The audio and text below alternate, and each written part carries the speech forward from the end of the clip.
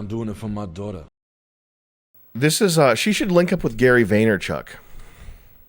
She's looking for new, interesting ways to use social media. She's looking to push the boundaries of what is possible on the online space and this great social experiment we're doing on the computer here. She wants to dig into that. I think she should hang out with Gary Vaynerchuk, who is a genius and not a retard. Who's that? Gary Vaynerchuk is a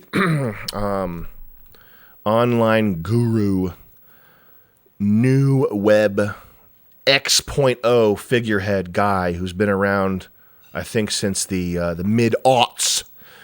And he is famous for making these.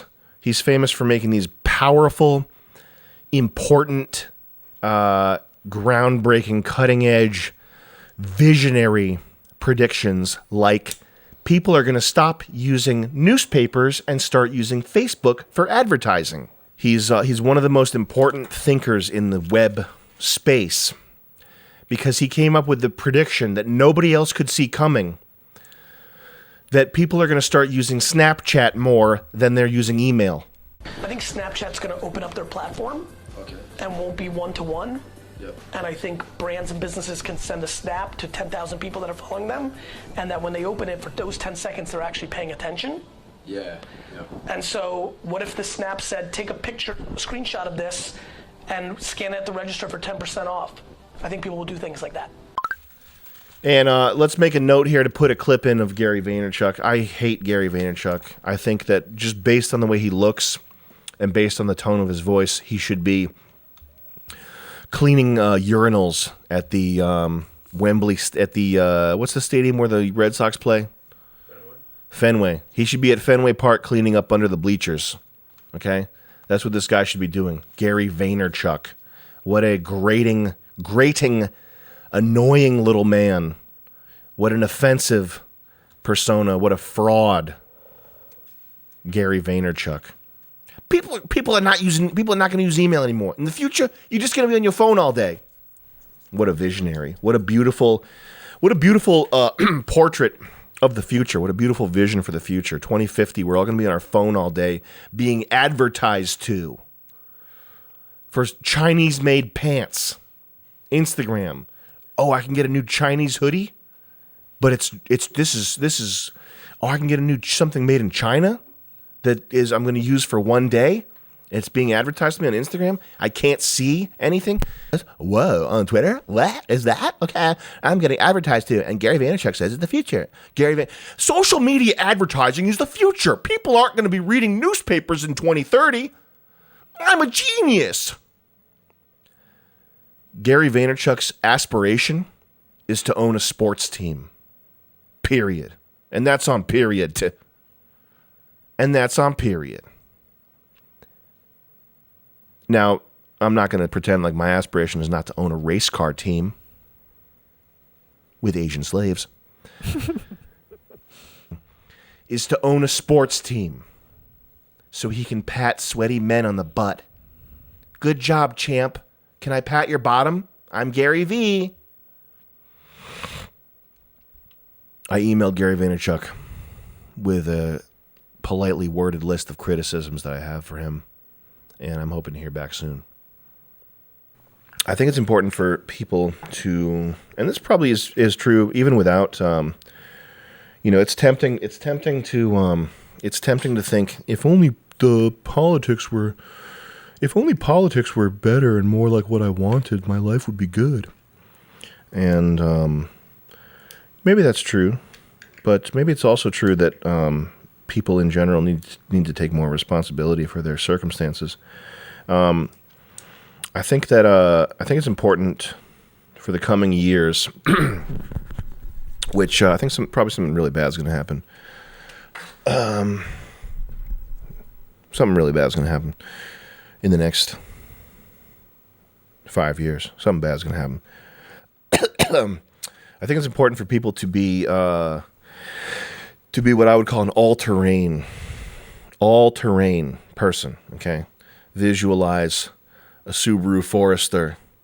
Become that as a person, okay? All-terrain, meaning that whatever happens, you will find a way to circumnavigate the obstacles. Okay, slalom test.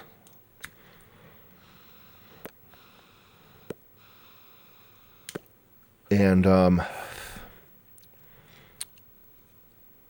feel like there's a lot of young people who don't know how to go about, how to even start, or why it's even important to start acquiring wealth, and learning to protect wealth. And it's something that I wish I'd had been paying more attention to in my 20s, I guess. The value of the dollar going down, and the way that the way taxes work. I mean, it's just something to start paying attention to, and paying attention to ways to start becoming more parasitic. And that sounds bad, but your money, your tax dollars, are not helping the world. They're not going out. They're not being sucked out of your pocket to go out there to cure diseases or build great public works of art or infrastructure, useful infrastructure.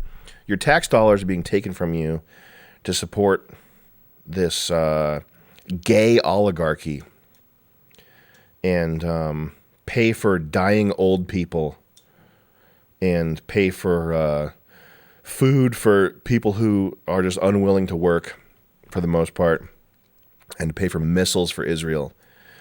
So every dollar that gets sucked out of your pocket is being used for evil, with a capital E. And when I say become more parasitic, I mean I think it's important for your generation, my generation, to just start gaming the system more. Game the system more. Bring it crashing down. Highlight the various the manifold inefficiencies and problems with the system, and in doing so, make the thing grind to a halt sooner. There's this real old timer. When I was younger, I always heard to pay off my debt. Pay off your debt. You should buy a house. Every American wants to buy a house. This is how you get rich. You buy a house. You pay off your debt. You don't have any debt. You don't want debt. That's bad. Debt's very bad. I'm in so much debt right now. I'm probably in $100,000 worth of debt. I probably have $100,000 worth of debt. Do you know what the negative consequences of me having $100,000 worth of debt is? I got a phone call that I don't pick up. You can't. There's no debtor's prison. The only negative is if I ever wanted to buy a house, which I don't want to do because the real estate market is in a bubble. Why would you buy a house while the real estate market's in a bubble? I guess my longest term plan would be to get rich enough that I can buy a modest house, cash, I don't know, or just have enough assets that my credit score is not comparatively as important. But the short-term debt thing, I mean, I know, Julian, doesn't debt bother you? No. Dude, I've been mad that... You pay your car, I guess you pay your car bill because you have to, because you repo your car. Yeah. Yeah. But, like, you taught me not to really give a shit about that. You, and then, I forget his name, there's this one real estate dude, but he has, like, a podcast talking about, like, personal finance. Robert Kiyosaki? No. He's, like, a bald Texas white dude. Oh. But, yeah, he's very anti... Like, it's not worth, like... The thing about debt is that every rich person uses debt. Every rich person is always in debt. They're in millions of dollars of debt. Because what debt is you get to use somebody else's money now, and you don't pay taxes on it. When if you get a loan, I just took out a collateralized loan for $20,000 because I want to buy a Pontiac Firebird. So I'm not paying taxes on that $20,000. It's not the same as cashing out of stock market or Bitcoin or anything like that. So I'm not paying taxes on it, and I don't have to pay it. I don't have to pay that back for years. Which This is probably not that interesting to people. Anyway, my point is that if you're the type of person, if you've heard from your parents that you have to be, you can't be in debt. You don't want to be in debt. Buy a house. Go buy a house right away. Buy a house right now. That's the only real value of real estate. You got to buy a house. Just start watching YouTube videos about money and realize that's my only point. I feel like that's one of the first things you learn watching YouTube videos about money. Yeah, I think that's a pretty common sentiment. I think it's like entry. Robert Kiyosaki, Grant Cardone, Anton Creel. Your personal house is not an asset, and that makes sense to me.